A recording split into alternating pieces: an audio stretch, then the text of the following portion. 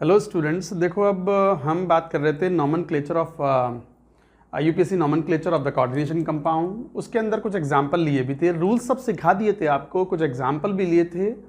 एक आध एग्जांपल और लेकर के फिर आपसे पूछते हैं, आप बताओ क्या नाम होंगे UPSC name of the compounds.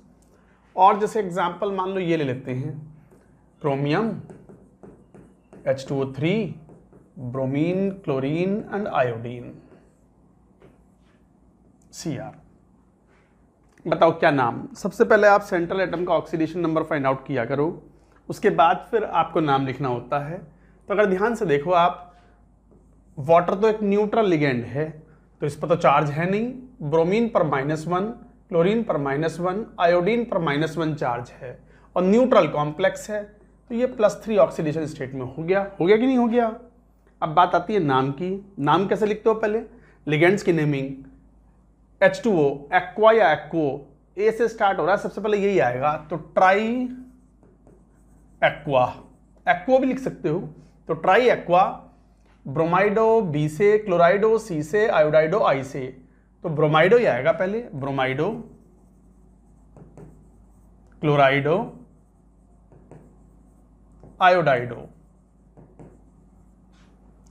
साथ में कौन, क्रोमियम 3। अच्छा, क्रोमेट क्यों नहीं आया, आप बताओ क्रोमेट क्यों नहीं आया। क्रोमेट इसलिए नहीं आया, क्रोमेट जब आता है 8 जब लगाते हैं सेंट्रल एटम के एंड में, सफिक्स जब लगाते हैं 8, जब वो एनायनिक पार्ट में अपीयर हो। ये तो न्यूट्रल कॉम्प्लेक्स है, single part of the complex है, ये एक ही पार्ट है कॉम्प्लेक्स का, तो न्यूट्रल कॉम्प्लेक्स हुआ तो 8 नहीं आएगा, क्रोमेट नहीं आएगा, क्रोमियम ही आएगा। सो this is the correct name. अच्छा, कोई गैप नहीं, क्यों, एक ही कॉम्प्लेक्स पार्ट है, कैटायनिक पार्ट हो और एनायनिक पार्ट हो तब एक गैप देते हैं, छोटा सा स्पेस देते हैं, वरना नहीं देते। तो triaqua, bromido, chlorido, iodido, chromium 3। So this is the one that you can. अब जरा एक दो आप भी लिखो, राइट IUPAC नेम, लिखो जरा IUPAC नेम इन सबके। मान लो मैं यहां पर लिख देता हूं 1 PT En ट्वाइस Cl2, और जैसे मान लो ऐसे ले लो K3 Fe C2O4 थ्राइस, और ले लो जैसे मान लो इस तरीके से ले लो Mn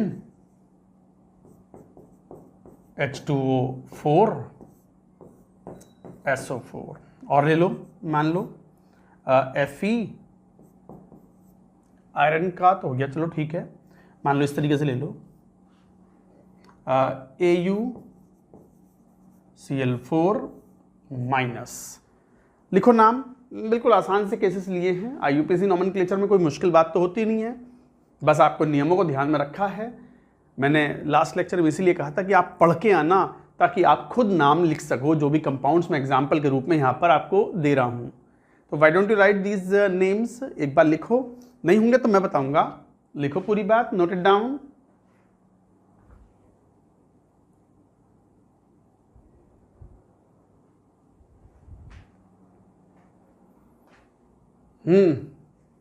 लिखा, बताओ पहले क्या। PT En ट्वाइस, पहले ऑक्सीडेशन नंबर फाइंड करो। En तो एक न्यूट्रल लिगेंड है, तो ये +2 हो गया, राइट।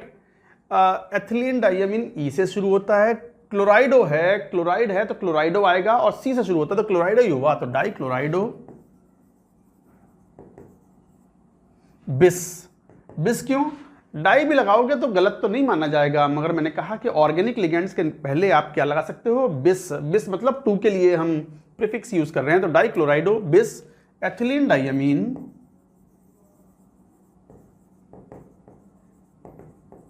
एथिलीन डाइअमीन प्लेटिनम, साथ में ऑक्सीडेशन स्टेट भी लिखनी पड़ेगी, व्हाट 2। आ गई बात समझ में। तो इस तरीके से नाम लिखेंगे, डाई क्लोराइडो बिस, एथिलीन डाइअमीन प्लेटिनम 2।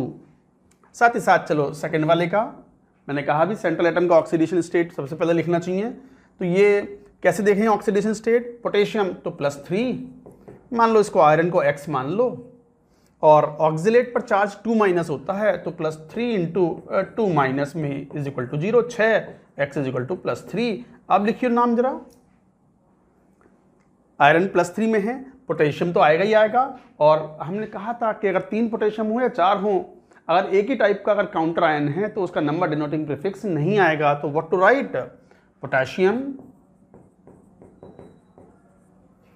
उसके बाद अब ऑक्जिलेट है, ऑक्जिलेट तो ऑर्गेनिक नेचर का लिगेंड होगा, ऑक्सैलिक एसिड का डेरिवेटिव है ना, तो क्या बोलोगे, पोटेशियम फिर एक स्पेस देकर के ट्रिस ऑक्जिलेटो। ट्राई भी लिखोगे तो गलत तो नहीं माना जाएगा, बट कोशिश करें कि ऑर्गेनिक नेचर का लिगेंड है तो आप ट्रिस बिस पेंटाकिस इस टाइप से यूज करें। तो पोटेशियम ट्राई ऑक्जिलेटो। फेर्रेट आएगा इस बार, आयरन नहीं, क्योंकि एनायनिक पार्ट में है। फेर्रेट, कौन सा वाला फेर्रेट है, 3। तो बच्चों ये था। So this is how you say. Now coming to the next one, MnH2O4SO4। Manganese का ऑक्सीडेशन स्टेट, वाटर तो न्यूट्रल लिगेंड है तो कितना हो गया, +2। तो अपना मैच करो, देखो आंसर क्या होगा। तो टेट्रा एक्वा मैंगनीज, क्यों, कैटायनिक पार्ट में है ना, 2, और क्या, सल्फेट। अब बात बच्चे पूछते भी हैं कई बार, सर यहां सल्फेटो ना आएगा, अरे कोई लिगेंड थोड़ी है, sulphate ion is a counter ion, it is not a ligand, sulphate आएगा। यहां हो जरा, AuCl4 ऑक्सीडेशन नंबर +3 आ जाएगा, चेक करोगे तो। अब +3 में है, एनायनिक पार्ट में है, ऑरेट आएगा, ऑरेट, क्यों, एनायनिक पार्ट में है और एक ही लिगेंड है, एक ही टाइप का, कौन, क्लोरीन, तो क्लोराइडो, टेट्रा क्लोराइडो।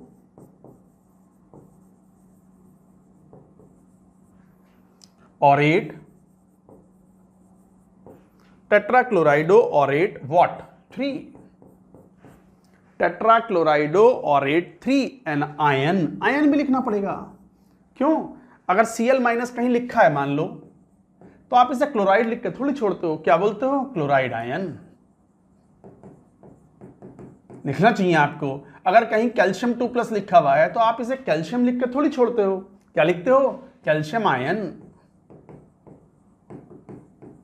आई बात समझ में। तो आपको आयन भी लिखना पड़ेगा यहां पर, क्यों, आयन के मैंने जानबूझ के एग्जांपल लिया है, इसे न्यूट्रल कॉम्प्लेक्स के फॉर्म में नहीं दिया, मैंने क्या किया, इसमें एनायन लगा दिया, तो आपको आयन लिखना पड़ेगा इसमें। आई होप आपके आंसर्स ज्यादातर 4 ऑप्शन दिए थे, चारों सही होंगे। चलो सम मोर एग्जांपल्स आई टेक। पहला नोट करो पूरी बात, नोट इट डाउन।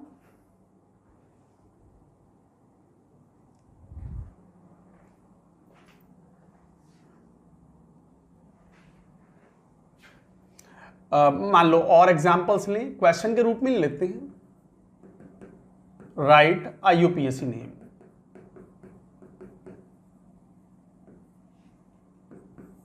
मान लो इस तरीके से पूछते हैं, जैसे ये बड़े इंपॉर्टेंट कॉम्प्लेक्स हैं इसलिए दे रहा हूं मैं, FeH2O5 NO+ SO4, Fe, और यहां पर मान लो ऐसे ले लो, Na2 FeCN5 NO+, तो कितना हो गया, 2 2 4 और 1 5, ठीक। और एग्जाम्पल लेते हैं, जैसे मान लो CO NH3 6 Cr CN6, ये बड़ा अच्छा इंपॉर्टेंट केस है that we have to take. 4th और एक एग्जांपल ले लेते हैं, जैसे मान लो इस तरीके से ले लें, KBHOCH3 थ्राइस।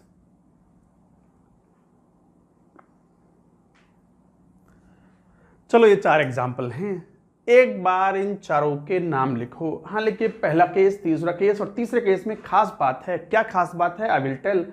जरा इनके एक बार नाम तो लिखो, नोट डाउन।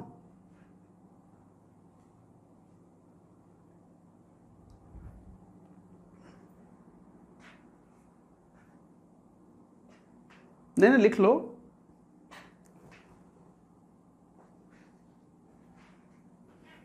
लिखा? चलो देखते हैं आपके नाम। सर इतनी जल्दी कैसे लिखेंगे? मैंने पहले भी बताया हुआ है, स्क्रीन को पॉज करो, फिर 1-2 मिनट लगाओ लिखने में, समझने में 2 मिनट 2.5 मिनट लगेंगे, एंड अगेन देन स्क्रीन को रिज्यूम करके फिर दोबारा से सुनो पूरी बात। तो FeH2O5NO+SO4, पहली बात तो ये बड़ा इंपॉर्टेंट कंपाउंड है क्वालिटेटिव एनालिसिस में, it plays a very very important role, और इसे बोलते हैं हम ब्राउन रिंग कॉम्प्लेक्स। तो ये कंपाउंड एक ब्राउन रिंग कॉम्प्लेक्स है। तो पहले तो मैं IUPAC नाम लिख देता हूं, इसका पहला नाम तो याद रखो, ब्राउन रिंग कॉम्प्लेक्स। ये एक बहुत ही इंपॉर्टेंट केमिकल है, क्वालिटेटिव एनालिसिस ऑफ में काम में आता है। ये नाइट्राइट और नाइट्रेट की टेस्टिंग में काम में आता है ये brown ring complex. But IUPAC नाम क्या लेंगे? अच्छा, इस ब्राउन रिंग कॉम्प्लेक्स में ध्यान दो, NO+ is ligand. NO+ ligand है तो नाम क्या आएगा जरा देखें। आयरन का ऑक्सीडेशन स्टेट देखो, यहां आयरन +1 में है। आयरन के बड़े रेयर कॉम्प्लेक्सेस हैं जहां पर आयरन +1 में हो। The most common oxidation state of iron is +2 and +3, but this is the complex brown ring complex जहां पर आयरन क्या है +1 में। ये भी एक बड़ा फेमस क्वेश्चन है कि बताओ आयरन की ऑक्सीडेशन स्टेट क्या है in the brown ring complex, तो आंसर इज +1। तो अब ये अपने आप में एक इंपॉर्टेंट क्वेश्चन है, हालांकि यही याद कर लो तो अच्छी बात है, बट दोबारा आपके सामने फिर आएगा when we talk about qualitative analysis. तो बच्चों IUPAC नाम की बात करें, एक्वा A से स्टार्ट हो रहा, नाइट्रोसोनियम N से स्टार्ट हो रहा है, तो ऑब्वियसली पेंटा एक्वा। फिर कौन? नाइट्रोसोनियम। अच्छा मैंने कहा भी था नाइट्रोसिलियम भी चलेगा, नाइट्रोसिल ग्रुप से ही बनता है ये। NO क्या है? नाइट्रोसिल, नाइट्रोसिल ग्रुप, और NO+ क्या है? नाइट्रोसिलियम और नाइट्रोसोनियम। तो नाइट्रोसोनियम चलेगा, नाइट्रोसिलियम भी लिखोगे तो चलेगा। पेंटा एक्वा नाइट्रोसोनियम और नाइट्रोसिलियम आयरन, कोई गैप नहीं, कोई स्पेस नहीं, आयरन कौन? 1। फिर एक स्मॉल गैप और स्पेस दोगे, सल्फेट। कट तो नहीं गया राइट साइड में? जरा मैं चेक कर लूं, सल्फेट आ गया क्या? मैं थोड़ा सा इधर ऐसे कर देता हूं, ये लो, मैंने कैमरा ही घुमा दिया थोड़ा सा, राइट? अब ठीक है। तो पेंटा एक्वा नाइट्रोसोनियम आयरन 1 सल्फेट 1 में है। अच्छा एक बात इसमें खास ध्यान रखनी है, वो बाद में लिखवाता हूं, चलो यहां हो। ये भी बड़ा इंपॉर्टेंट कंपाउंड है, this is called sodium nitroprusside. Sodium nitroprusside, this is also very important reagent in qualitative analysis, जिसमें सल्फाइड आयन की टेस्टिंग में यूज करते हैं इसको। सल्फाइड आयन का क्वालिटेटिव टेस्ट का मोस्ट इंपॉर्टेंट रिएजेंट है ये सोडियम नाइट्रोप्रोसाइड, और इसका IUPAC नेम क्या लिखेंगे? याद रखना है, क्यों बता रहा हूं? इसलिए बता रहा हूं ताकि याद रखो आप कि सोडियम नाइट्रोप्रोसाइड है। तो IUPAC नाम कैसे लिखोगे बच्चों? सोडियम तो आएगा ही आएगा, ठीक है, एक स्पेस दे दो, कैटायनिक पार्ट फिर एनायनिक पार्ट। एनायनिक पार्ट में साइनाइडो C, क्योंकि C पहले लिखा हुआ है, NC लिखा होता तो साइनाइडो N लिखते, तो C साइनाइडो, ये नाइट्रो साइनाइडो पहले आएगा। पेंटा साइनाइडो C,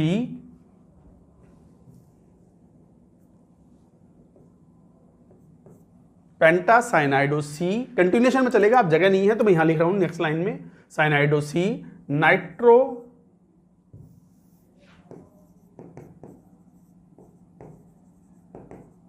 नाइट्रोसोनियम फेरेट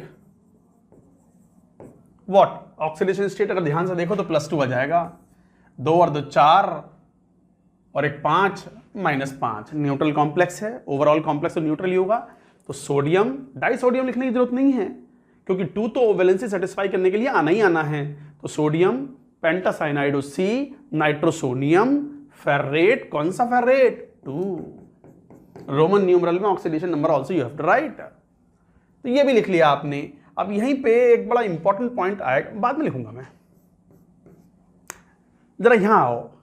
यहां बच्चे फंसते हैं कि सर ऑक्सीडेशन स्टेट कोबाल्ट और क्रोमियम का क्या ले लें, तो पता ही नहीं चल रहा। अगर ये +2 ले लिया हमने तो ओवरऑल चार्ज +2 हो गया, तो इस पर ओवरऑल चार्ज 2 माइनस होगा, तो फिर ये +4 बन जाएगा। +3 लिया तो ये भी +3 बन जाएगा, ये +4 ले लिया तो ये +2 बन जाएगा। तो बहुत सारे कॉम्बिनेशंस पॉसिबल हैं। +5 ले लिया तो ये +1 बन जाएगा। तो सर क्या लें?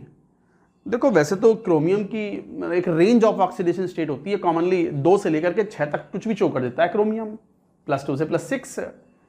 कोबाल्ट भी शो करता है wide variety of oxidation state, +2 भी शो करता है, +3 भी शो करता है, and so on. But the most common oxidation state of copper and chromium and cobalt are +3। और जब +3 मोस्ट कॉमन ऑक्सीडेशन स्टेट है तो the most common state should B chosen.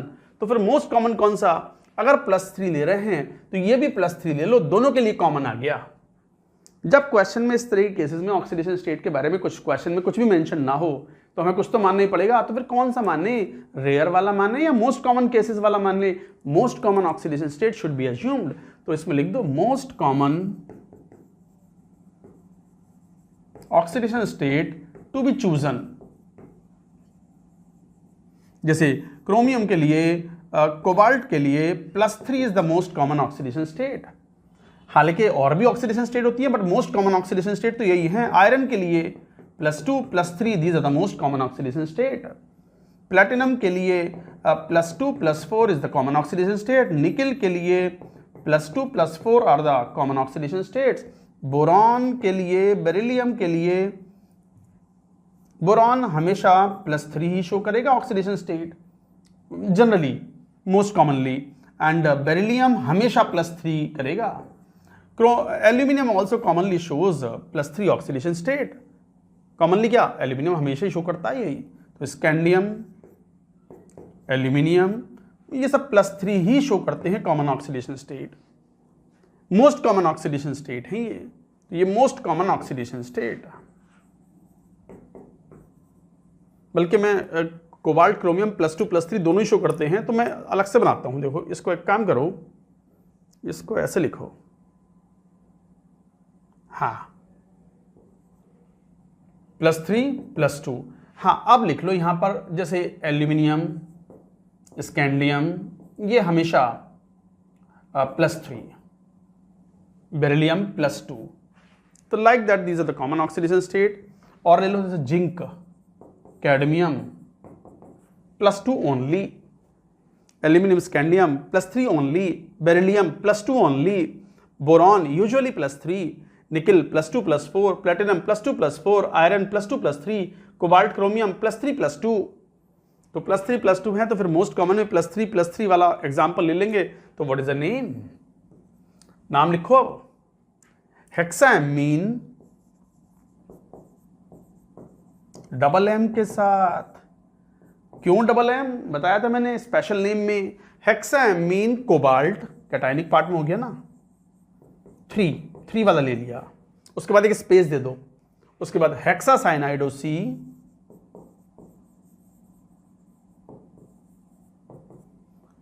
Chromate,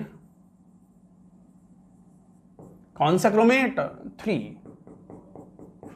तो बच्चों ये था नाम इस कंपाउंड का, हेक्सामीन, एमीन में MM, hexamine cobalt 3, हेक्सासाइनाइडो C, chromate 3। So this is the name of the compound. तो ऐसे में अगर ऑक्सीडेशन स्टेट में फंस जाते हो तो what is the guideline? The most common oxidation state should be assumed while writing the name of the complex और the compound. I hope you understand the point. ऐसे यहां पर इस वाले का नाम भी लिखो जरा। Oxidation state boron generally +3 show करता है, +3 +1, तो हाइड्रोजन यहाँ -1 शो करेगा, और ये CH3O पर भी -1 चार्ज है। मिथॉक्सी ग्रुप, मिथॉक्सी तो क्या बोलोगे? पोटाशियम, उसके बाद एक स्पेस दे सकते हो, उसके बाद हाइड्राइडो H से और मिथॉक्सो M से। हाइड्राइडो H पहले आ गया तो हाइड्राइडो ट्राईमिथॉक्सो, या मिथॉक्सो की जगह ट्रिस भी ले सकते हो, ट्राई और ट्रिस, मिथॉक्सो, ट्राई भी चलेगा बट ऑर्गेनिक नेचर का है तो आप ट्रिस लिख सकते हो, ट्रिस मिथॉक्सो। अच्छा बिस ट्रिस लिखते हैं तो बाकी का नाम ब्रैकेट में लिख देते हैं, तो बिस के बाद एक ब्रैकेट लगा दो, फिर लिख दो ट्रिस के बाद ब्रैकेट लगा करके, तो पोटेशियम हाइड्राइडो ट्रिस मिथॉक्सो बोरेट। कौन सा बोरेट? 3 वाला बोरेट। ट्राई भी लिखोगे तो चलेगा, try is also all right. फिर सुनो, पोटाशियम बोरॉन का ऑक्सीडेशन स्टेट +3 है, हाइड्रोजन हाइड्राइड फॉर्म में है -1, मिथॉक्सो पर भी -1 चार्ज होता है। जैसे मिथेनॉल होता है, मिथाइल अल्कोहल CH3OH, उसका H+ हटा दो तो क्या बचा? CH3O-। आप जानते हो मिथॉक्सी के रूप है वो, मिथॉक्सो। तो पोटाशियम हाइड्राइडो ट्रिस मिथॉक्सो बोरेट। बोरेट क्यों? 8 क्यों लगाया? एनायनिक पार्ट में है, सॉरी 3 ऑक्सीडेशन स्टेट। पानी पी देना।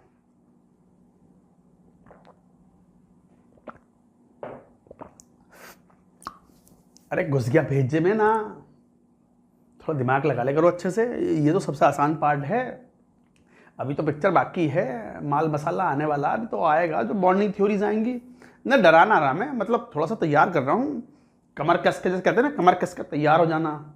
तैयार हो जाओ, बॉन्डिंग थ्योरीज आएंगी और क्वेश्चन जेई एडवांस में तो वहीं से आते हैं।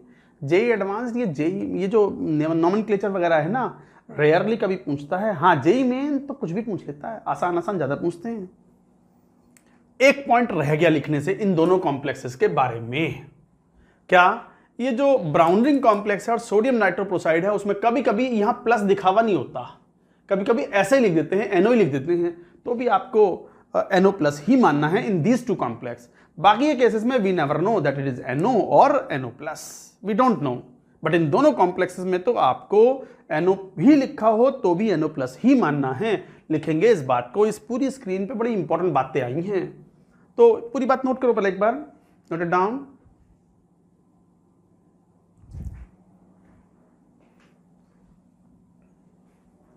तो ऐसे नोट करके लिखेंगे इस बात को, जैसे इन brown ring complex and sodium nitroprusside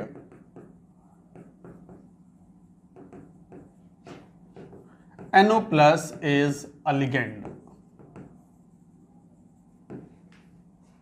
कभी कभी ऐसे लिख दिया जाता है, sometimes they are written like this. क्या? जैसे Na2 Fe CN5, और ऐसे लिख देते हैं, बस NO+ भी नहीं लिखते, बस NO। कई बार ऐसे लिख देते हैं Fe H2O5 NO ही लिख देते हैं, बस NO+ भी नहीं लिखते कई बार, SO4। In both complexes minded, in both complexes minded, Rajinikanth sir वाला माइंडेड, माइंडेड है, अंडरस्टूड है, समझ आ गया है? नहीं, I am not mocking any south Indian student और something like that, but since I spent nearly 7 years in ISRO, Indian Space Research Organization, in Sriharikota rocket launching station, तो मेरे बहुत सारे क्लोज फ्रेंड्स आंध्र प्रदेश, तमिलनाडु, वेस्ट बंगाल और क्या नाम है, केरला, कर्नाटका के थे, खूब थे। मेरे लिए 4 स्टेट ही साउथ इंडिया में हैं, तो उनका टोन वैसा होता है। अब वो तो टोन क्या, मैं वेस्टर्न उत्तर प्रदेश से हूँ, मैं अगर वहाँ की अपनी भाषा बोलता हूँ तो वो एक अलग लेवल पे चलती है। अब ऐसे ही राजस्थान में कोई है और वो मान लो सीकर का रहने वाला है या झुंझुनू का रहने वाला है, तो वहाँ अलग उनकी लैंग्वेज चलती है, पूरा शेखावटी रीजन का पूरा तरीका ही अलग होता है बोलने का। कोटा में जाओगे तो वो हड़ौती लैंग्वेज चलती है, हड़ौती भाषा में बात होती है। तो वो तो यूपी में और ईस्टर्न यूपी में चले जाओ या बिहार में जाओ तो वहाँ अलग भोजपुरी चलती है। तो वो तो यही तो खूबसूरती है हमारे देश की भाई, यही तो मज़ा है। गाने सुनो कभी भोजपुरी वाले, सुनने नहीं हैं ना, हम सुन लेते हैं वो अलग बात है। तुम्हें नहीं सुनने, तुम्हें तो बस तुम्हारी ज़िंदगी में 3 रस हैं, फिजिक्स, केमिस्ट्री, मैथ्स, इसके अलावा कुछ ना है। अभी यूँ मान के चलो 12th में होंगे या ड्रॉपर होंगे जो पढ़ रहे हैं इस चैप्टर कोऑर्डिनेशन को, 12th में तो 1 साल है, ड्रॉपर है तो 1 साल है, 1 साल की बात है। उसके बाद सुन लियो भोजपुरी, जो सुनना वो सुन लेना यार, जो देखना वो भी देख लेना, बट अभी तो भैया यही पढ़ो यार, नथिंग एल्स, राइट। तो कभी कभी क्वेश्चंस में NO लिख के आ जाएगा तो भी क्या मानना है, mind it, here NO plus is ligand. NO भी लिखा है तो भी क्या है, वो NO प्लस ही है। ये बात याद रखनी है, भूलनी नहीं है। तो in the both the complexes, mind it, here NO plus is a ligand. NO plus है, NO is not the ligand here, NO is not the ligand here. आ गई बात समझ में? अच्छा सर इन दोनों में या सब में? ना सब में नहीं, इन दोनों में, ओनली इन दीज टू। बाकी के केसेस में अगर NO लिखा है तो हमें नहीं पता, हम NO ही मानेंगे उसको। NO प्लस लिखा है तो NO प्लस मानेंगे, क्योंकि नाइट्रोसिल, ऐसे तो फिर नाइट्रोसिल ग्रुप क्या लिगेंड ही की वर्क नहीं करेगा क्या? करता है, बट इन दोनों में it is present as NO plus. तो this NO is nothing but NO plus, this NO is nothing but NO plus. पहला वाला कौन सा, सोडियम नाइट्रोप्रोसाइड। दूसरा वाला कॉम्प्लेक्स कौन सा, ब्राउन रिंग कॉम्प्लेक्स। और ये बहुत इंपॉर्टेंट सब्सटेंस हैं, you will see in qualitative analysis. मैं पिछले 10 मिनट से बड़ी इंपॉर्टेंट बातें बता रहा हूं। एक तो ये कि अगर कोई कॉम्प्लेक्स ऐसा है जिसमें मेटल्स का ऑक्सीडेशन स्टेट या सेंट्रल एटम का oxidation state is not very clear, then the common oxidation state should be assumed. दूसरा, ब्राउन रिंग कॉम्प्लेक्स और सोडियम नाइट्रोप्रोसाइड में NO भी लिखा हुआ हो तो you have to treat them NO plus. समझ में आ गई बात? So like that you had to write the name of IUPAC, name of the compounds. तो ये थे IUPAC नेमिंग। सिंपल कंपाउंड्स की IUPAC नेमिंग तो हो गई, बट कुछ और टाइप के कॉम्प्लेक्स भी होते हैं that we are going to take now. तो वैसे तो कॉम्प्लेक्स तो हजारों लाखों होते हैं, बस मैंने जो नाम लिखवा दिए आपको, अब आपको आइडिया लग गया how to write the name. अब तो बाकी DPP शीट आएंगे आपके सामने, accordingly you have to write the name of the complexes. Easy part है ये। बट कुछ स्पेशल टाइप के कॉम्प्लेक्सेस भी होते हैं, खासकर दो टाइप के, एक ब्रिज्ड कॉम्प्लेक्सेस और दूसरा पाई बॉन्डेड कॉम्प्लेक्सेस। तो उन केसेस में नाम कैसे लिखेंगे? तो बच्चों पहले एक बार ये पूरी बात लिखो। I will come to the next screen.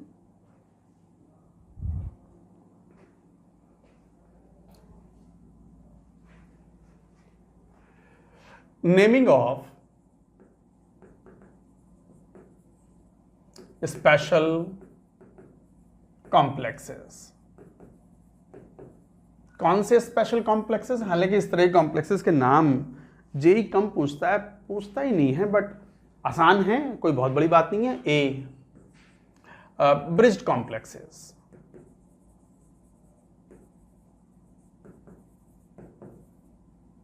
Bridged complexes. A bridged complex is the one which contains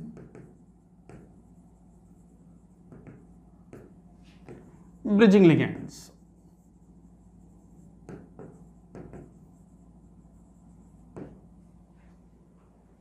तो bridged complexes which contain bridging ligands. Bridging ligands मतलब कौन सा ligand bridging ligand होगा? The ligand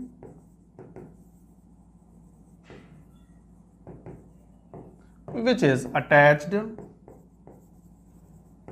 to two central atoms. The bridging ligand is the one that is attached to the two central atoms. उसे बोलेंगे bridging ligands. जैसे examples of the bridging ligands. Most common bridging ligand जैसे NH2 minus, NH minus, जैसे OH minus, जैसे oxide ion, H minus, इस तरह के जो O2 माइनस,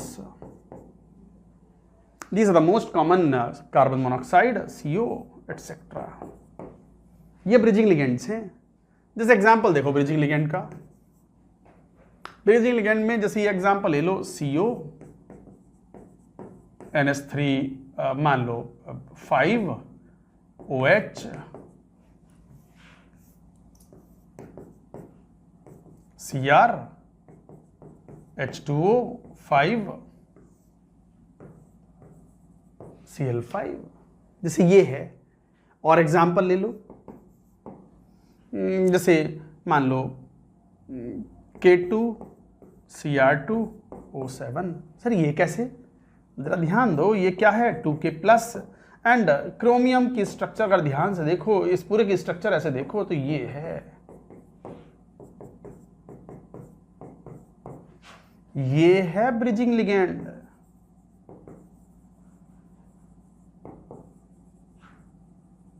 ऑक्साइड आयन दिख गया ना, ये तो बहुत कॉमन केस है। K2Cr27 potassium dichromate +6 oxidation state में कॉमन नेम क्या है? पोटेशियम। कॉमन नेम पोटाशियम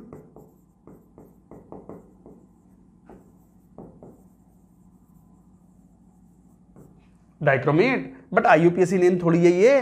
तो this is the bridging ligand, these are normal ligands.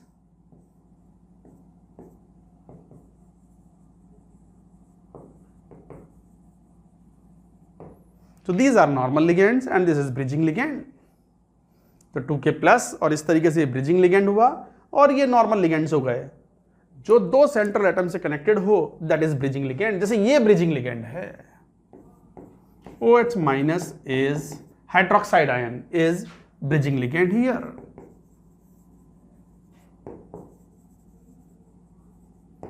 और ये वाला नॉर्मल, ये क्या है? नॉर्मल वाटर या अमोनिया ग्रुप, नॉर्मल लिगैंड।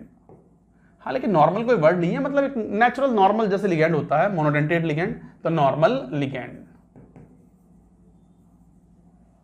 आई बात समझ में? तो इस तरह के कॉम्प्लेक्सेस होते हैं। नाम तो चलो मैं लिखवा दूंगा अभी इनके, क्या कैसे लिखते हैं, बट ब्रिजिंग का मतलब समझ में आ गया। ब्रिजिंग कॉम्प्लेक्स वो, या ब्रिज्ड कॉम्प्लेक्सेस वो, जिसके अंदर at least one bridge which contains at least, एक से ज्यादा भी हो सकते हैं, एटलीस्ट वन ब्रिजिंग लिगैंड। जैसे common example NH2। What is the name of NH2-, जरा बोलियो, बताइयो। NH2-, यहां NH2 भी है। NH2- तो एमाइड आयन है, और ये कौन सा है? इमाइड आयन। इमाइड बताया था। और ये कौन है? अमाइड। ये तो सब पता होता है बच्चों को, हालांकि मैं सिखा चुका हूं। इमाइड, अमाइड, OH- पता ही है, oxide ion, hydride ion, CO, O2-, इस तरह के जो होते हैं, they are all bridging ligands. हालांकि नॉर्मल लिगेंड्स भी हैं ये, but in some other cases they can act as bridging ligands also. अब बात आती है कि इनका नामकरण कैसे करें। नामकरण संस्कार अगर इसका देखें तो कैसे होगा, कैसे होगा? Let us see to the next screen. एक बार लिखो, पूरी बात नोट करो।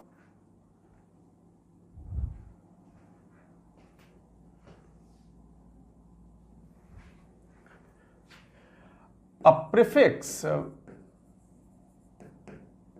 mu is applied before the name of bridging ligand.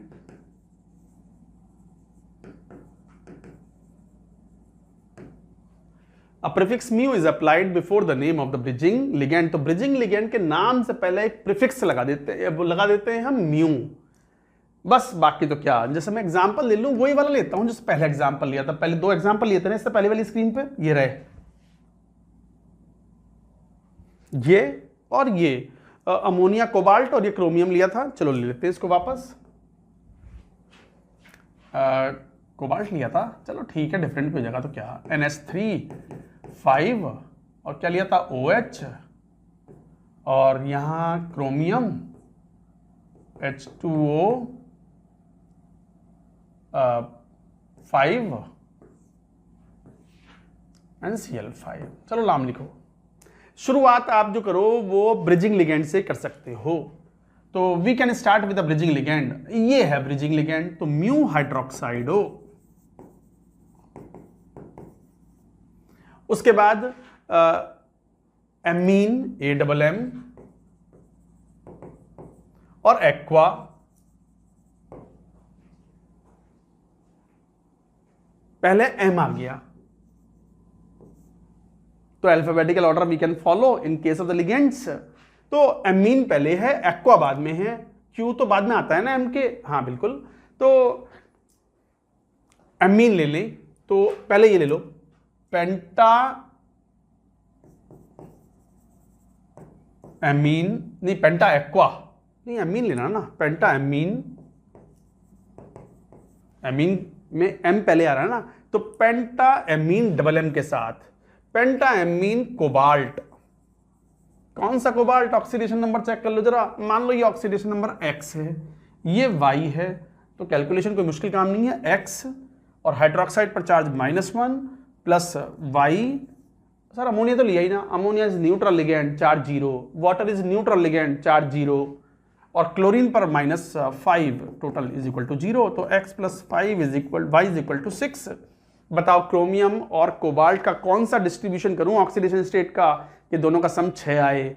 अब तो आप बता दोगे, इससे पहले जस्ट थोड़ी देर पहले एक बात कही थी हमने, common oxidation state should be assumed, तो +2 + 4 लूं या 3 लूं? 3 लेना होगा, तो x भी 3 लेना होगा, y भी 3 लेना होगा, because +2 and +3 are the common oxidation state. अगर मैं एक को +2 ले लिया तो दूसरा +4 हो जाएगा।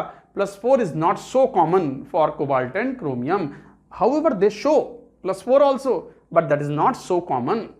तो most common oxidation state should be presumed, तो +3 तो इसका मतलब ये भी +3 हो गया, ये भी +3 हो गया। ब्रिज्ड कॉम्प्लेक्स है तो हमने नाम लिख लिया म्यू हाइड्रोक्साइडो पेंटाएमीन कोबाल्ट। उसके बाद कोबाल्ट कौन सा, ऑक्सीडेशन नंबर 3। कंटिन्यूएशन में ये हटा दूं क्या, कंटिन्यूएशन में पेंटा एक्वा क्रोमियम, कौन सा क्रोमियम, 3, लास्ट में क्लोराइड। अब एक स्पेस दे सकते हो, गैप दे सकते हो, क्लोराइड, क्लोराइडो नहीं, क्लोरीन क्लोराइड आयन कौन है यहाँ, काउंटर आयंस, काउंटर आयंस में आइडो नहीं लगेगा, ओ नहीं लगेगा, वो तो लिगेंड्स में लगता है, कोई लिगेंड थोड़ी है क्लोराइड आयन यहाँ पर, समझ में आ गई। तो म्यू हाइड्रोक्साइडो पेंटाएमीन कोबाल्ट 3, पेंटा एक्वा क्रोमियम 3, कैटायनिक पार्ट में है ना, तो क्रोमेट नहीं आएगा, एंड क्लोराइड। अच्छा, आप चाहो तो इसको ऐसे भी लिख सकते हो, और आप ब्रिजिंग लिगेंड से शुरुआत ना करना चाहो तो मत करो, आप तो शुरू से लिखते चले जाओ, जो रास्ते में पड़े निपटाते चलो उसको, शुरू से लिखना शुरू करो, जो रास्ते में पड़े निपटा दो, बट लिगेंड्स पहले, ऐसा नहीं कि पहले कोबाल्ट पड़ा तो कोबाल्ट लिख दे, लिगेंड्स का नाम पहले। तो पेंटाएमीन कोबाल्ट, कौन सा कोबाल्ट, 3, म्यू हाइड्रोक्साइडो पेंटा एक्वा क्रोमियम, क्रोमियम भाई साहब 3 वाले हैं, क्लोराइड। तो पेंटाएमीन कोबाल्ट म्यू हाइड्रोक्साइडो पेंटा एक्वा क्रोमियम 3 क्लोराइड, कितना बड़ा सा नाम हो गया, बट लिखना कोई मुश्किल काम नहीं है, कोई रटना थोड़ी है सब, तो नाम लिखना है, लिख दिया आपने। सो this is how you can write alternatively like this also, जो पढ़े लिखते चले जाओ।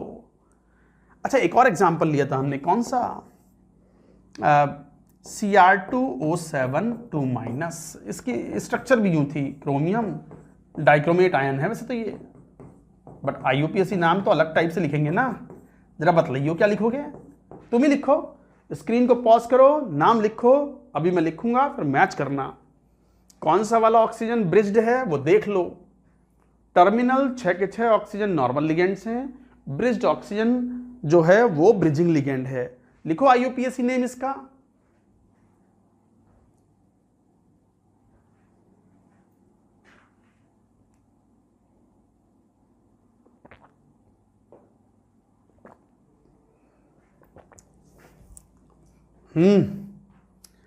चलो इसी से लिखते हैं, सारे ऑक्साइड आयन हैं, तो म्यू हाइड्रोक्साइडो,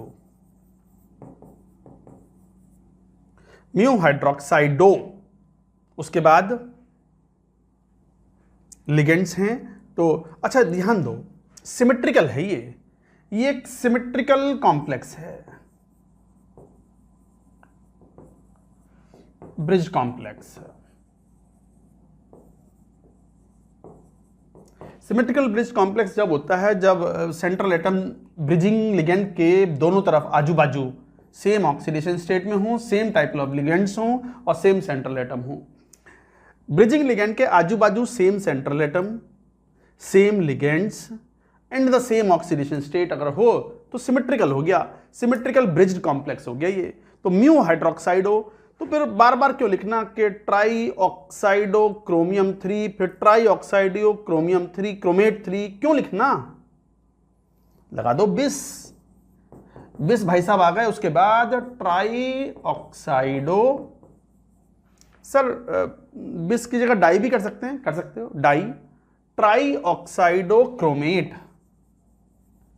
सर क्रोमेट क्यों? एनायनिक पार्ट में है मेरे भैया, ओवरऑल कॉम्प्लेक्स एनायनिक पार्ट है तो क्रोमेट आएगा। क्रोमेट कौन सा? ट्रिस ऑक्साइडो, ऑक्साइडो पर क्लोज कर दो ये chromate. Chromate what? 3। Ion, ion भी लिख दो, डाइक्रोमेट आयन है ना ये।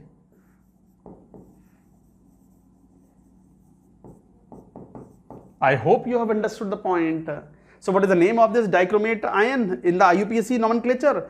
Mu hydroxido bis. bis लगाने से बस इतने का नाम लिखो, वो डबल हो गया, डबलिंग हो गई। Tri hydroxido, tri oxido chromate. नहीं नहीं नहीं, ये वाला हमें ये ब्रैकेट नहीं लगाना था, ओवरऑल ब्रैकेट लगाना है यहां पर। यहां ट्राई ऑक्साइडो क्रोमेट ये हटाना है जरा, दोबारा लिख देता हूं। ट्राई ऑक्साइडो क्रोमेट 3, ये आयन। अब ठीक है। म्यू हाइड्रोक्साइडो बिस, बिस लगाते ही दोनों ग्रुप आइडेंटिकल हैं, काउंट हो गए। ट्राई ऑक्साइडो क्रोमेट 3, क्रोमेट क्यों? एनायनिक पार्ट के अंदर है, सो this is the name. I hope you have understood. एक आध कॉम्प्लेक्स का नाम और भी लिखें, एक से ज़्यादा ब्रिजिंग लिगेंड्स भी हो सकते हैं, नाम लिखो, अब कोई मुश्किल बात नहीं है। पहले नोट करो पूरी बात। I take 1 or 2 more examples of it। एक आध और ले लो बस, ये ज़्यादा इंपॉर्टेंट होते नहीं, नॉर्मल कॉम्प्लेक्सेस ज़्यादा इंपॉर्टेंट होते हैं। अनदर एग्जाम्पल, जैसे मान लो cobalt H2O4 OH NH2 chromium En twice SO4 twice। मान लो ये कॉम्प्लेक्स है, बताओ कितने ब्रिजिंग लिगेंड्स हैं? 2 ब्रिजिंग लिगेंड्स हैं।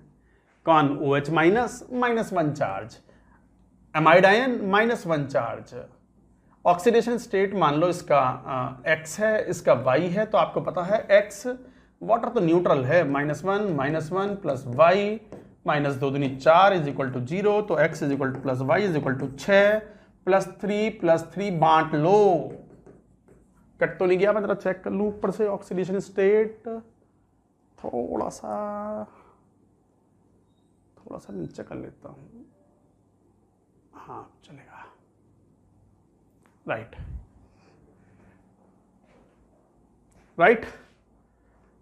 +3 लिखिए नाम, जरा स्क्रीन को पॉज करो, लिखो नाम, लिखियो क्या लिखा जरा देखें। कोबाल्ट, ये देखो क्रोमियम एक्वा AQ और एमीन E, एथिलीन E से एक्वा A पहले ले लो। टेट्रा, चाहो तो ब्रिजिंग लिगेंड से भी शुरू कर सकते हो, कोई बात नहीं। Tetra aqua cobalt 3।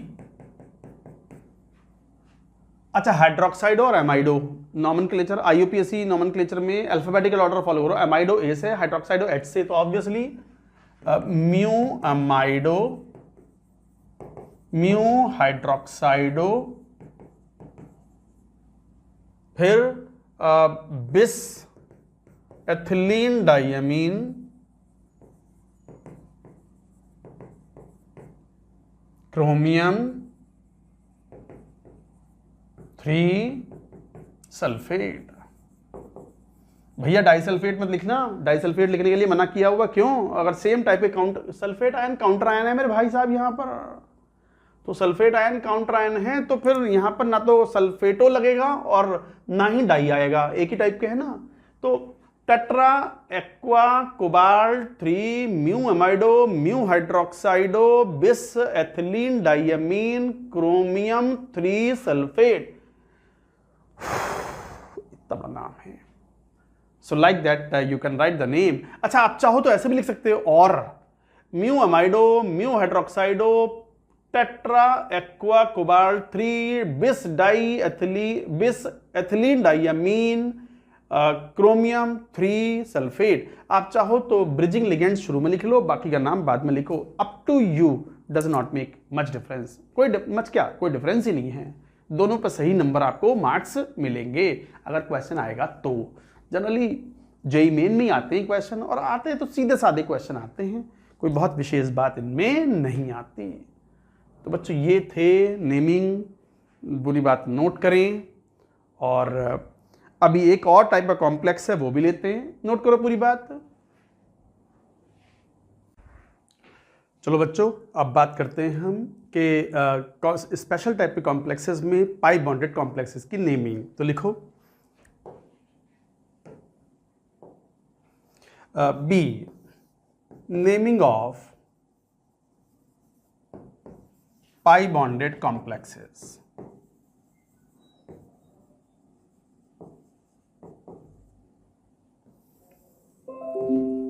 Naming of pi bonded complexes। What is pi bonded complexes? जरा ध्यान दें।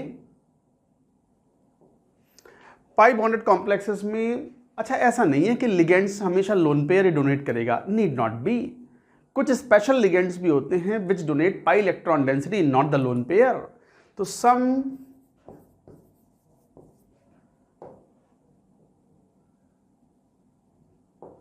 some special ligands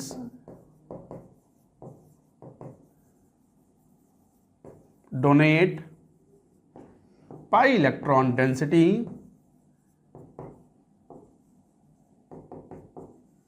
to central atom। जैसे बहुत कॉमन एथिलीन, जैसे बेंजीन, इस टाइप के एग्जाम्पल, जैसे साइक्लोपेंटाडाइनाइल, ये मैं इंपॉर्टेंट केसेस ही बता रहा हूं। साइक्लोपेंटाडाइनाइल कौन है ये? C5H5 माइनस, एनायनिक है, ये तो बेंजीन है, जानते हो, C6H6। तो ये भी हैं जो पाई इलेक्ट्रॉन डेंसिटी डोनेट करते हैं टू द सेंट्रल एटम। कैसे? Let us see to the next screen. देखो बच्चों, अब जैसे ये है ethylene CH2 double bond CH2। अब ये तो आपको पता ही है कि लोन पेयर यूजुअली डोनेट किया जाता है by the ligand to the central atom, but यहाँ पाई इलेक्ट्रॉन डेंसिटी, अब ये बात सब जानते हैं, केमिकल बॉन्डिंग बच्चे पढ़ते हैं कि sigma bond is very strong and strongly bound between the nucleus, जबकि pi bond is loosely held between the nucleus and that electron density can be easily delocalized or can be easily given to the central atom। pi electronic cloud थोड़ा weakly held है, आसानी से donate किया जा सकता है और ये करता भी है, तो this pi electron density is donated to the central atom। ऐसे जैसे बेंजीन है, like this, this pi electron density is donated to the central atom। Cyclopentadienyl का मैंने एग्जांपल लिया, this also donates to the central atom। C5H5 minus, C6H6, और ये C2H4 ethylene, benzene, cyclopentadienyl ion, cyclopentadienyl ion. अब बात आती है इसका सिंबल क्या यूज करते हैं। इसका सिंबल यूज करते हैं eta2C2H4। जब भी हम इस तरह का लिगेंड, पाई इलेक्ट्रॉन डेंसिटी डोनेट करने वाले लिगेंड को हम रिप्रेजेंट करेंगे तो हम eta2C2H4 इस टाइप से लिखेंगे। जैसे ये लिखेंगे eta6, नहीं बताऊंगा अभी, I am coming to that point कि सर ये ईटा क्या है और 6 क्या है। और जैसे ये है तो eta5 C5H5 माइनस, ये लिगेंड है। तो what is eta? Eta x. What is this x? What is this x? This x represents total number of carbon atoms between which pi electron density is distributed.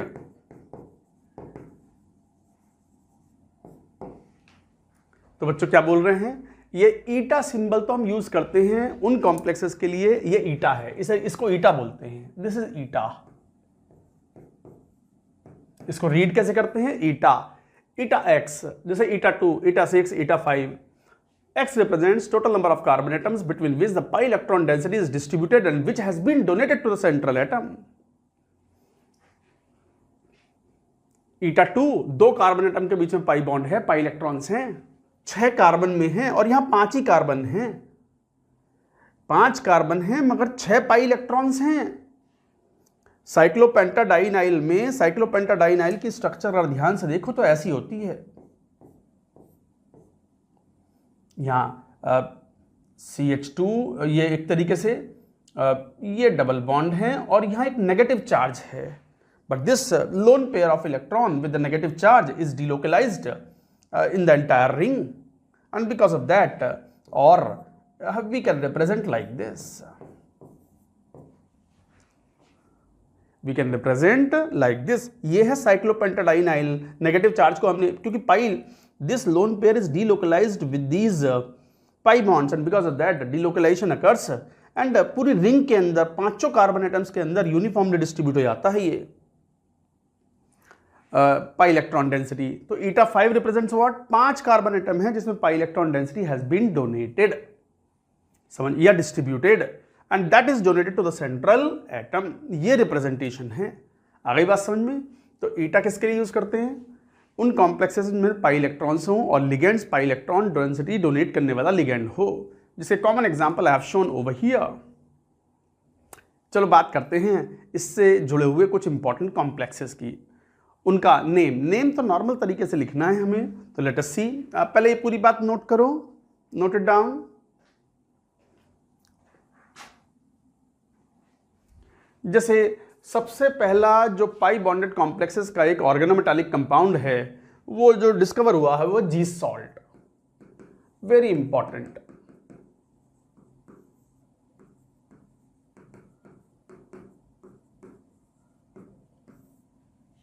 क्या है, KPT Cl3 ईटा 2 C2H4, ये है complex जी salt. ये जी salt है और इसकी structure देखें तो it is something like this. Potassium ion तो अलग हो ही गया और ये एक एनायन है, कॉम्प्लेक्स एनायन PtCl3 ईटा 2 C2H4 माइनस। इस एनायन की स्ट्रक्चर अगर देखें तो it is like this, Cl, ये Cl, ये Cl और ये CH2 डबल बॉन्ड CH2, ये है anion and this PT is DsP2 hybridized। हालांकि ये हाइब्रिडाइजेशन हमने नहीं पढ़ा है अभी तक, and it is square planar about platinum central atom. तो प्लैटिनम के अराउंड ये स्क्वायर प्लेनर कॉम्प्लेक्स है, DsP2 हाइब्रिडाइजेशन है, platinum is present in the +2 oxidation state. ये सब बातें इसलिए बता रहा हूं कि ये पूछे भी जाते हैं, हालांकि ये सब दोबारा हम फिर बॉन्डिंग थ्योरीज में बताएंगे इन सब बातों को, ये सब आएंगे आपके सामने एग्जांपल्स में, हाइब्रिडाइजेशन एंड ऑल दैट। तो ये एक तरीके से पाई इलेक्ट्रॉन डेंसिटी डोनेट हुई है, तो पाई इलेक्ट्रॉन डेंसिटी डोनेट की है प्लैटिनम के ऑर्बिटल के साथ में, तो समझ गए। तो this is the pi electron density donated between the ethylene. अच्छा, ethylene molecule is not in the same plane as PtCl bonds, ये परपेंडिकुलर प्लेन में है, मतलब ऐसे पाई इलेक्ट्रॉन डेंसिटी इस तरीके से है, यहाँ एक CH2 है, एक बोर्ड के पीछे CH2 है और तब पाई इलेक्ट्रॉन। हालांकि ये कोई ऐसा बहुत इंपॉर्टेंट पॉइंट नहीं है, फिर भी लिख लो कि CC सिग्मा बॉन्ड जो होगा वो एक तरीके से परपेंडिकुलर प्लेन में है, is in perpendicular plane to PtCl bonds। तो एक तरीके से C2H2 या कार्बन कार्बन जो है दोनों कार्बन एटम्स परपेंडिकुलर प्लेन में हैं और तब पाई इलेक्ट्रॉन डेंसिटी थोड़ा सा कॉम्प्लेक्स है, आप छोड़ दो। आप तो इतनी बात याद रखो कि CH2 जो बॉन्ड्स हैं ये परपेंडिकुलर प्लेन में हैं पूरा। प्लेटिनम के around it is square planar, platinum के around it is square planar, but CH2 is not in the same plane, it is in perpendicular plane. इस तरीके से एक कार्बन यहां तो एक कार्बन इस बोर्ड के नीचे और पाई electron density is donated. So like that it is there. तो CC sigma bond is in perpendicular plane to the PTCl bonds, but platinum के around it is square planar. तो ये कुछ पॉइंट्स हैं बच्चे याद रखने चाहिए इन सब पॉइंट्स में। ये है जी सॉल्ट, ये ऑर्गेनोमेटालिक कंपाउंड है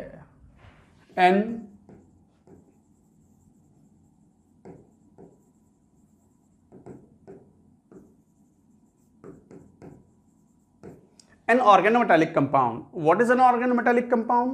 नाम से मालूम पड़ रहा है organic group is directly attached to the metal. हालांकि मेटल ही नहीं, नॉन मेटल, इसमें मेटलॉइड्स भी शामिल हैं, मेटलॉइड्स भी शामिल हैं।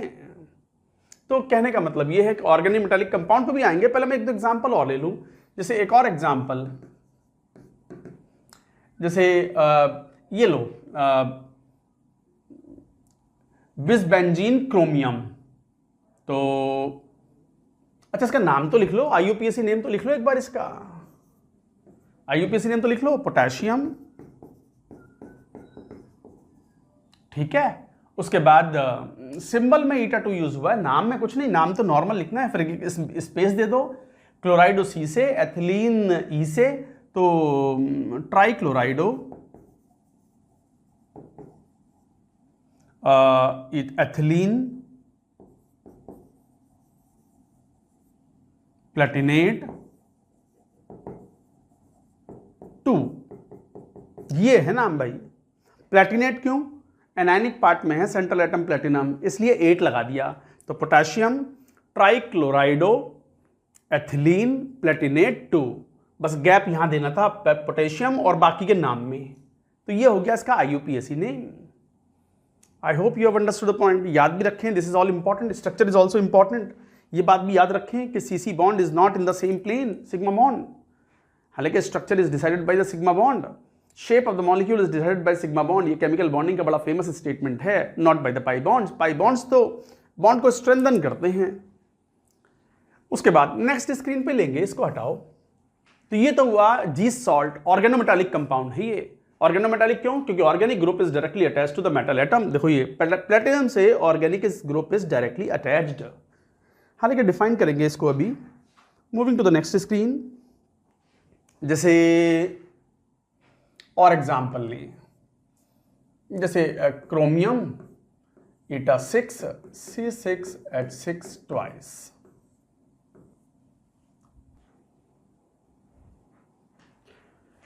तो देखो यहां पर ये दो बेंजीन जो हैं, हमने इसको लिखते हैं हम सैंडविच्ड स्ट्रक्चर।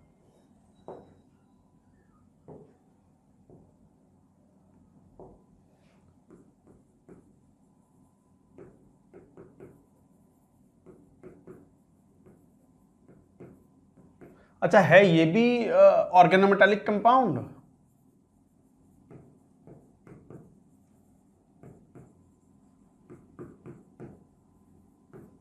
ऑर्गेनोमेटालिक कंपाउंड क्यों है? Because organic group is directly attached to the central atom. Definition अभी बताएंगे हम ऑर्गेनोमेटालिक कंपाउंड की। तो ये भी एक अच्छा, ये सैंडविच स्ट्रक्चर क्यों है? Chromium atom is sandwich between two, दो बेंजीन के बीच में क्रोमियम सैंडविच हो गया, दब गया। जैसे सैंडविच के बीच में एक चीज की लेयर होती है ना, या बटर लगा देते हैं दो ब्रेड स्लाइसेस के बीच में, बिल्कुल वैसे ही दो बेंजीन के बीच में chromium is sandwich, that's why is called sandwich structure. है ऑर्गेनोमेटालिक कंपाउंड ही। और इसका नाम लिखोगे तो क्या लिखोगे? नाम लिखोगे तो क्रोमियम जीरो ऑक्सीडेशन स्टेट में है। लिगेंड्स का नाम पहले, तो बिस बेंजीन। क्यों बिस क्यों लगाया, डाई क्यों नहीं? मैंने बता दिया था आपको कि ऑर्गेनिक नेचर का लिगेंड हो तो what is preferred, the preferred is बिस और ट्रिस लाइक दिस। तो बिस benzene chromium, chromium what, zero oxidation state. So like that it will be. Understood the point? So like that you say. और example लेते हैं, एक और बहुत इंपॉर्टेंट एग्जाम्पल है ये वाला, iron eta5 C5H5 twice, ferrocene बोलते हैं इसको, कॉमन नेम इज फेरोसिन।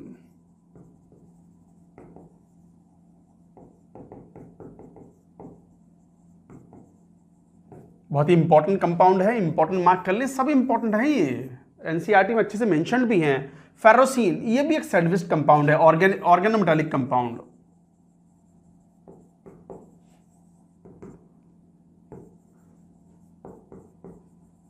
ये भी एक ऑर्गेनोमेटालिक कंपाउंड है, sandwich structure.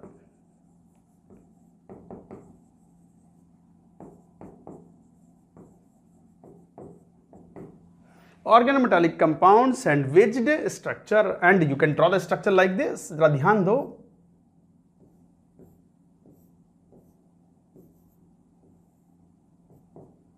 Iron +2 oxidation state में है,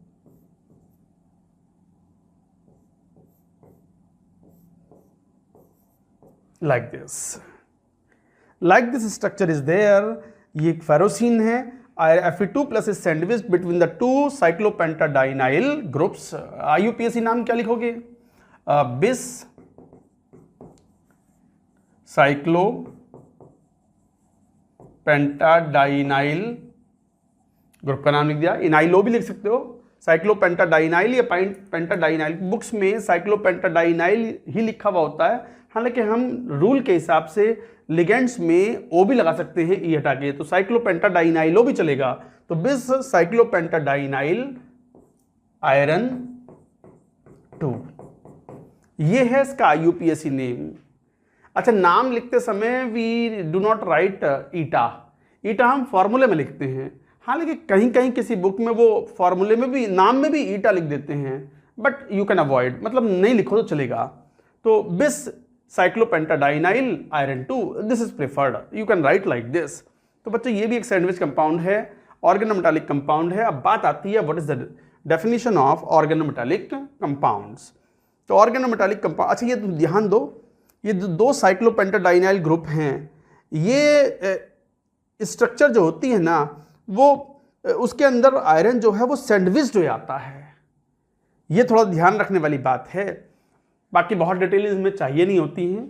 and let us right the definition of organometallic compound.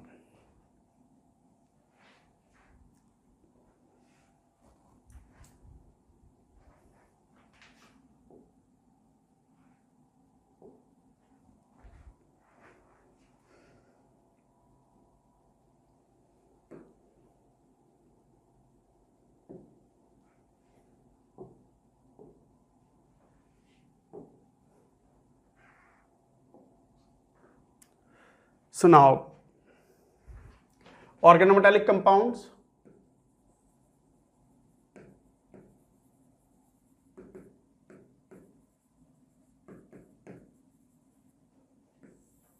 वो नाम से ही मालूम पड़ रहा है, ऑर्गेनोमेटालिक कंपाउंड्स। ऑर्गेनिक ग्रुप का carbon is directly attached to the metal.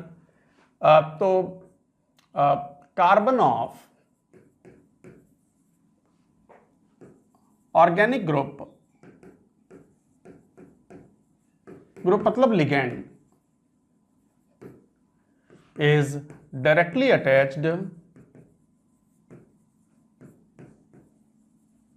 To metal और मेटलॉयड। फॉर एग्जाम्पल मेटल्स में ऑल मेटल्स, मेटलॉयड्स लाइक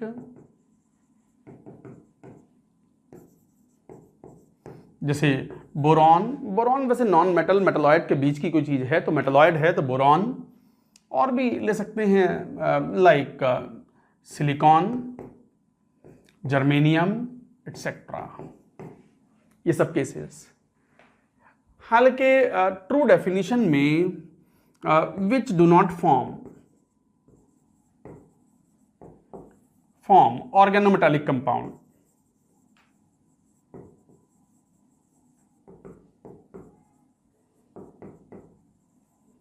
कौन ऑर्गेनोमेटालिक कंपाउंड नहीं बनाते? Noble gases as a central atom, noble gases, halogens, और मान लो oxygen family,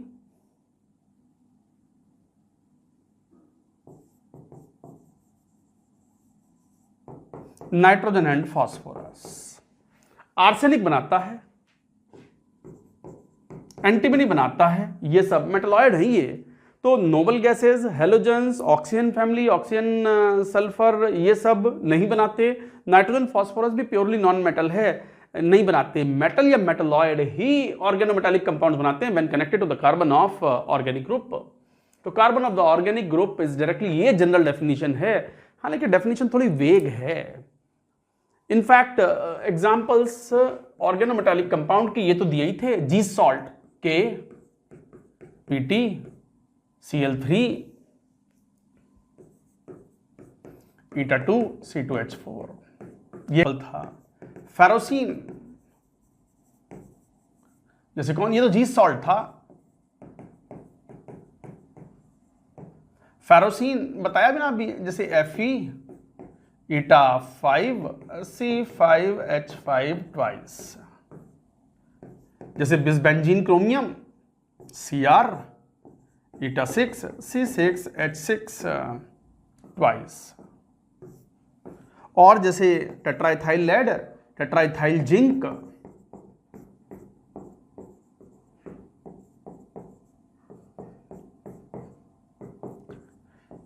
इसका नाम है टेट्राइथाइल लेड। और एग्जाम्पल जैसे टिन, जैसे और भी ले सकते हैं, for example CH3 thrice boron, trimethyl boron, जैसे टिन में C2H5 4 टिन एटसेट्रा। और जैसे ग्रिग्नार्ड रिएजेंट,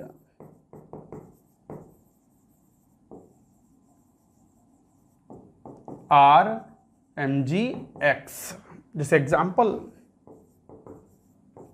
CS3MgBr, ये ग्रिग्नार्ड रिएजेंट है। तो इसमें methyl group is directly attach to the metal magnesium. Directly जो अटैच होगा कार्बन, ऑर्गेनिक ग्रुप का कार्बन अगर डायरेक्टली अटैच होगा मेटल या मेटलॉइड से, तो you will say this is organometallic compound. Even ये भी आ जाते हैं इसमें। वैसे तो साइनाइड आयन और कार्बन मोनोऑक्साइड को हम कई बार इनऑर्गेनिक नेचर का बोल देते हैं, but they are also counted. K4FeCN6 cyanide जितने भी होते हैं ये भी ऑर्गेनोमेटालिक कंपाउंड्स में शामिल होते हैं। NiCO4 कार्बोनिल कंपाउंड्स जितने भी होते हैं they are also organometallic compounds.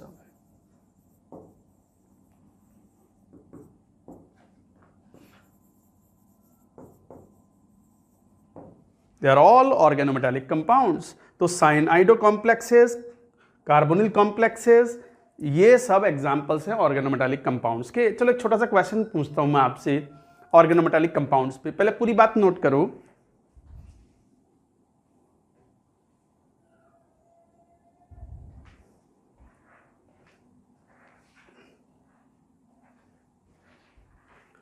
जैसे क्वेश्चन ऐसे पूछ लें, which of the following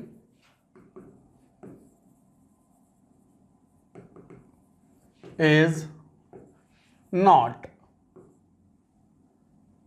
an organometallic compound। इनमें से कौन सा कंपाउंड ऑर्गेनोमेटालिक कंपाउंड नहीं है? जैसे C2H5MgI, जैसे फेरोसिन, जैसे CH3COONA, जैसे और एक एग्जाम्पल लो, जैसे मान लो C2H5 lead, tetraethyl lead, TEL बोलते हैं। ये पेट्रोलियम प्रोडक्ट्स में काम आता है, नॉकिंग को घटाने के लिए। ऑर्गेनिक केमिस्ट्री में बताते भी हैं इस बात को। Which of the following is not the organometallic compound? This is the one। क्यों? जरा स्ट्रक्चर देखो, CH3COO Na+। तो एक तरीके से आयनिक बॉन्ड है बिटवीन, तो not the organometallic compound. not the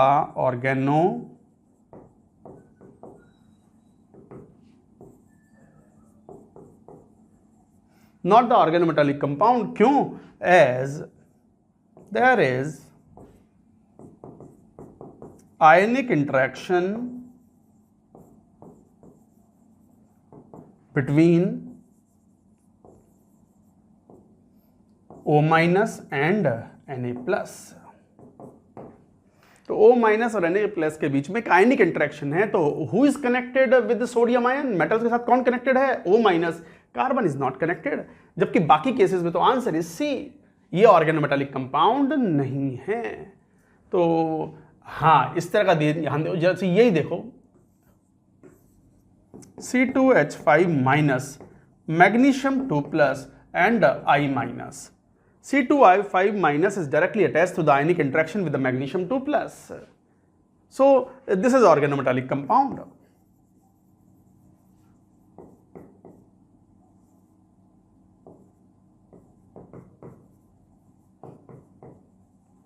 I hope you have understood the concept of the organometallic compound. Organic group का carbon, if it is directly attached through the ionic interaction or the covalent interaction with metal or metalloid, except noble gas, halogens, oxygen family elements and nitrogen family में nitrogen and phosphorus. Arsenic नहीं, arsenic तो metalloid है. That will form the organometallic compound. तो like that you do, like that you talk about. इसके ऊपर भी question आते हैं, चाहे वो NSEC हो, चाहे वो JEE एडवांस्ड हो, चाहे वो JEE मेन हो. ऑर्गेनोमेटालिक कंपाउंड के ऊपर क्वेश्चंस पूछे जाते हैं. तो बच्चों, ये बड़ा इंपॉर्टेंट पॉइंट था. आई होप यू हैव अंडरस्टूड. पहला पार्ट चैप्टर का हो गया. पहला पार्ट कौन सा? 3 पार्ट थे चैप्टर के. कौन से 3 part? The first one definitions and IUPAC nomenclature हो गया. JEE मेन में क्वेश्चन आ जाता है, JEE एडवांस और चीज़ों पर पूछता है, सवाल पूछ सकता है. दूसरा part bonding theories in coordination compounds, और तीसरा आइसोमरिज्म इन कोऑर्डिनेशन कंपाउंड. बाकी के जो दोनों पार्ट आप शुरू हम करेंगे. In fact that is more important for JEE advanced point of view. But JEE main में से तो कुछ भी आ जाता है, एनीथिंग दे कैन आस्क. तो now moving to the second part of the chapter, bonding theories in coordination compounds. तो moving to the next one.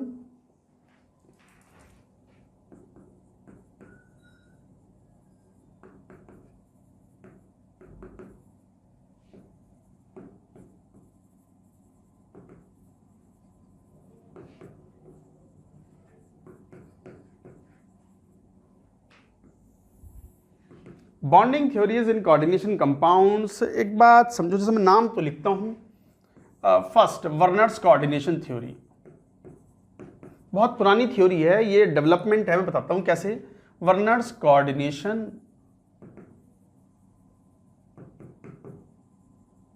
Theory, Sidgwick's EN rule.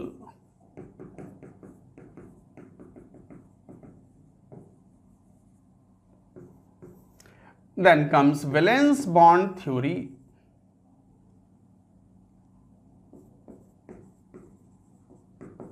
हालांकि ये थ्योरी बच्चों को याद आ जाएगा नाम VBT. ये केमिकल बॉन्डिंग में भी बच्चों ने पढ़ी है, वैलेंस बॉन्ड थ्योरी. तो valence bond theory. And then comes crystal field theory. सबसे इंपॉर्टेंट यही है, इसी पे तो सबसे ज्यादा क्वेश्चन आते हैं. CFT. And next is ligand field theory.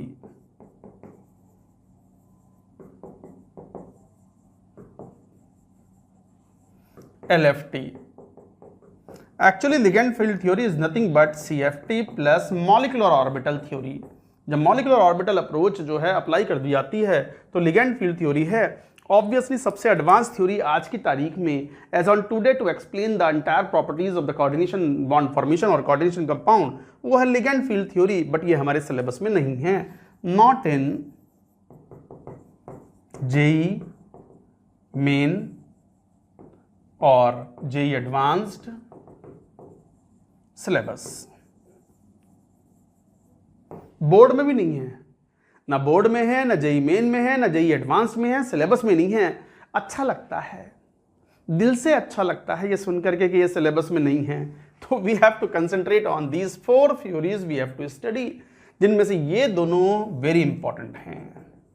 हाँ, लेकिन क्वेश्चन तो वर्नर्स पे भी पूछते हैं, सेडविक पे भी पूछते हैं। अच्छा ध्यान दो, ऐसा नहीं है कि ये जितनी भी कोऑर्डिनेशन कंपाउंड की जो बॉन्डिंग की थ्योरीज हैं ये रातों रात बन गई। No, they are not developed overnight, time लगा। Werner's theory is around I think 150-200 years back, कि जब डेवलपमेंट हो रहा था कंपाउंड्स का तो किस तरीके से उन्होंने थ्योरी दी। हालांकि आज ये थ्योरी नहीं चलती वर्नर्स, बट तो ऐसा थोड़ी है कि इसकी इंपॉर्टेंस ना हो। एटॉमिक स्ट्रक्चर पढ़ते हो, 11th क्लास में बच्चे पढ़ते हैं, आपको पता है शुरुआत में वो थॉमसन्स प्लम पुडिंग मॉडल आया, उसके बाद में रदरफोर्ड मॉडल आया, उसके बाद बोहर मॉडल आया। बोहर वाला फेमस हुआ, बोहर मॉडल क्वेश्चन आते हैं अभी खूब जेई एग्जाम में, जेई मेन, जेई एडवांस सब में आते हैं क्वेश्चन, बट बोहर मॉडल तो फेल हो गया ना। आज तो श्रोडिंगर वेव इक्वेशन चलती है, आज तो जो वेव मैकेनिकल मॉडल है वो चलता है, बट इसका मतलब ये थोड़ी है कि बोहर साहब की इंपॉर्टेंस कम हो गई। तो वर्नर्स कोऑर्डिनेशन थ्योरी से ही लिंक लेकर के, आगे क्लू लेकर के सेडविक साहब ने वर्क किया। उसके बाद valence bond theory I, valence bond theory is also failed and now the most common. उसके बाद क्रिस्टल फील्ड थ्योरी थी, और क्रिस्टल फील्ड थ्योरी के बाद भी ये भी फेल हुई, इसमें भी कुछ कमियां थी। आज जो थ्योरी चलती है वो लिगेंड फील्ड थ्योरी है, जिसके अंदर molecular orbital approach is also applicable, which is not the part of our syllabus, we are not going to study it. जो सिलेबस में है पहले वो पढ़ लें, सारे काम बन जाते हैं, सारे क्वेश्चन सॉल्व हो जाते हैं। तो बच्चों एक तरीके से second part of the chapter we are going to start. आज बस यही स्टॉप करते हैं।